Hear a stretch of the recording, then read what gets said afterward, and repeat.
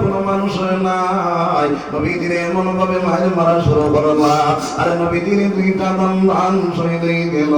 মাথার লোহার টুপি ভাঙিয়া মাথার ভিতরে ঢুকিয়া গেল সোনার নবীজি জমিনের মধ্যে বেহুশ হয়ে পড়ে গেলা আমার বেয়াই নবর আমার বল আপনার বেঈমান বলে আওয়াজ উঠাইলো কুতিলা মুহাম্মদ আল্লাহর রাসূল পাগল হয়ে গেছিল ফওরা নাউযুবিল্লাহ ওই আওয়াজ উঠিয়া গেল সাহাবায়ে কেরামের হাত পাড়িয়া খাফি তলোয়ার পড়া শুরু হইলো আরে খার লাগি জিহাদ করতাম তাই তো দুনিয়ার জমিনের মধ্যে নাই বাইরে নবীজির লাশ তুলে শুরু করবা ওদের ময়দানের মধ্যে নবীজির লাশ পাওয়া যায় না হযরত আলী রাদিয়াল্লাহু তাআলা সিজদার মধ্যে পড়িয়া বললেন মাওলা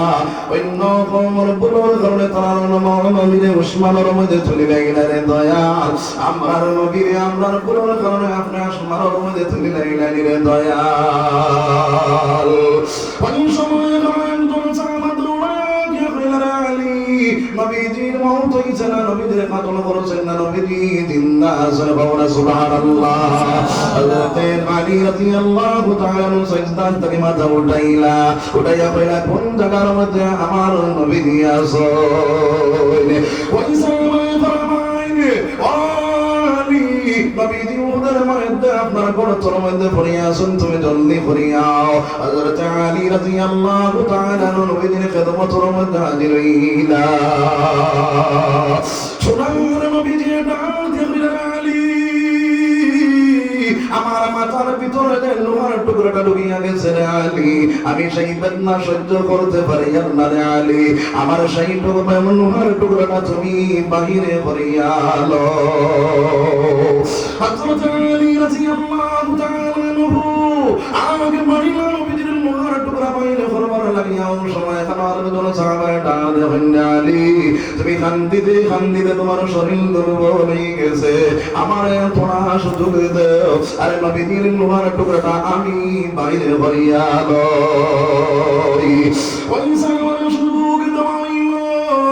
ওই সাহাবাকে মারিলা নবীজির লোহার টুকরার মধ্যে যখন তান দিয়ে কামড় মারলা ওই সাহাবায়ে পরমাণু শরীরের মধ্যে যা শক্তি আসলো তা শক্তি টান মারলা আরে নবীজির লোহার টুকরা বাইরে এলো লগে আমার দুইটা দান শহীদ হয়ে গেল বাবা সুবহানাল্লাহ